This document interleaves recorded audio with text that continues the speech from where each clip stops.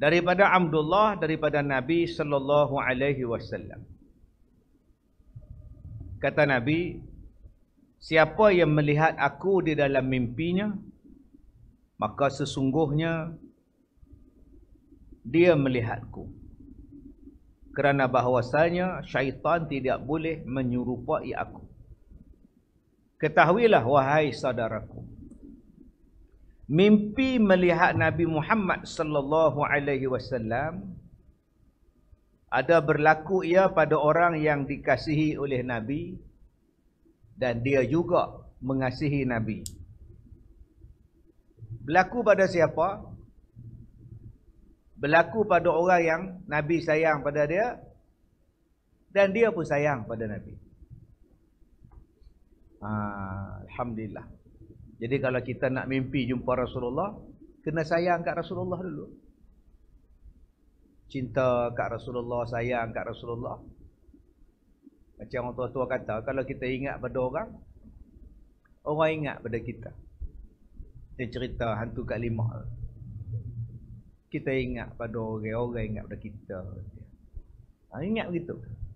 Kita tak ingat pada dia, dia pun tak ingat pada kita. Tetapi, ada tetapi tu. Dan terkadang ada berlaku pada orang yang tiada kasih akan Nabi itu bermimpi akan dia.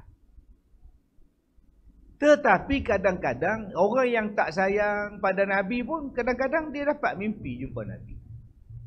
Maka janganlah kita mendakwa bahawa bila kita dapat bermimpi jumpa dengan Rasulullah, bahawa kita ni disayangi oleh Nabi sallallahu alaihi wasallam atau kita menyayangi Rasulullah. Sebab kadang-kadang yang tak sayang pada Nabi, yang Nabi tak sayang kat dia pun dapat mimpi. Tu kena ingat tu. Sebab tu saya sebut banyak kali dah, kalau kita ni mimpi jumpa Rasulullah, duk diam-diam sudah. Untuk kita. Sebab bila kita pergi cerita dekat orang, jadi macam-macam. Melainkan kita cerita pada orang yang, kalau kita cerita tu ada manfaat pada dia. Ada manfaat pada kita. Kita cerita pada dia tu ada faedah untuk kita. Jadi kalau cerita pada orang awam, ramai-ramai macam kita sekarang ni, takut akan timbul perasaan ujub. Takut timbul akan perasaan riak. Katalah saya duk cerita semalam saya mimpi jumpa Nabi, ngang semua dia cerita. Orang sebelah dia pun cerita, saya pun mimpi jumpa Nabi. Orang belakang, saya pun. Pakat duk berlawan saya pula nanti lah. Sebab tu saya kata tadi, diam-diam sudah. Kalau kita mimpi jumpa Nabi dan memang kita sayang pada Nabi pun, tingkatkan lagi kasih sayang kita. Kalau kita mimpi jumpa Rasulullah sedangkan kita ni selawat pun tak pernah, ziarah Nabi pun tak pernah, tiba-tiba mimpi jumpa Nabi, muhasabahlah kita. Mungkin Allah nak bagi hidayah pada kita. Okey Ustaz, kalau saya nak cerita juga pada orang ramai, nak cerita juga, apa sebab hang nak cerita? Apa sebab? Boleh cerita, harus. Tapi sebab apa? Sebab itulah yang menjadikan ianya makruh ke, ianya haram ke. Pasal dia mari pula benda yang bertukar daripada sifat harus tadi. Asalnya harus. Asal semua hukum adalah harus, sehinggalah dalil datang mengatakan ianya haram atau makruh dan sebagainya. Apa hukum pagi ni saya pakai baju batik bunga-bunga? Harus. Sehinggalah dalil datang menyatakan hukum. Kain apa tu Ustaz? Ni kain biasa. Bukannya kain sutera dah. Kain sutera mahal mana saya mampu. Kepiah saya orang bagi, baju saya orang bagi, mana ada mampu. Kalau tak ada haram, tak ada haram lah. Ada sikit dah tu. Apa tujuan awak cerita mimpi awak jumpa Nabi pada orang? Saja nak bagi orang hormat saya. Dia jadi ujub. Bilang ujub haram. Tu diam-diam sudah. Kenapa awak ceritakan mimpi awak pada isteri awak? Adakah timbul ujub, timbul riak? Tak. Abang semalam abang menangis pasal apa dalam tidur? Terjaga pasal apa? Abang mimpi jumpa Rasulullah. Sekadar itu saja tak apa.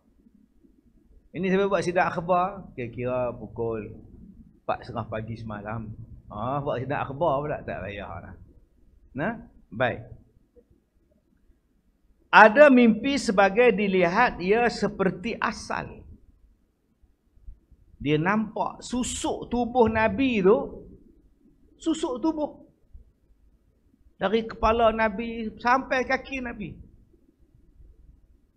Masya Allah. Subhanallah. Dia nampak Nabi ni macam asal. Macam kita jumpa biasa. Dan ada kadang-kadang berubah rupanya pada pakaian dan lain-lainnya. Ada yang orang bagi tahu itu Nabi Muhammad. Nabi Muhammad membelakangkan dia. Orang pun tepuk kita. Orang tu kata, kalau kamu nak tahu itulah Rasulullah. Ada yang buat orang umum. Bangun. Rasulullah jalan. Rasulullah datang. Maka Nabi pun datang. Semua bangun tengok, hormat, selawat ke atas Nabi. Macam-macam bentuk.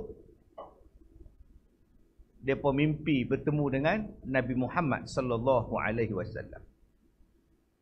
Maka apabila seseorang itu bermimpi akan dia, tidaklah dikatakan mimpi melihat lain dari orang daripadanya. Sama ada berbetulan dengan sifatnya atau lainnya. Maka kalau kita mimpi bertemu dengan Nabi, maknanya kita tak jumpa orang lain dah. Memang kita jumpa Nabi sungguh. Sebab syaitan tidak boleh menyerupai Nabi kita. Sama ada kita nampak pakaian dia ke, kasut dia ke, suara baginda ke. Cuma ada ulama-ulama mengatakan syaitan boleh menyerupai dalam bentuk-bentuk yang lain tentang Nabi kita. Ada juga syarat tu. Yang tu perbahasan. Tapi kalau kita pegang kepada hadis kita sekarang ni, maka bila mimpi jumpa Nabi Muhammad, itu adalah mimpi yang benar. Baik. Dalilnya an Abdullah an Nabi sallallahu alaihi wasallam qala man ra'ani fil manam faqad ra'ani fa inna syaitan la yatamatsalu bi.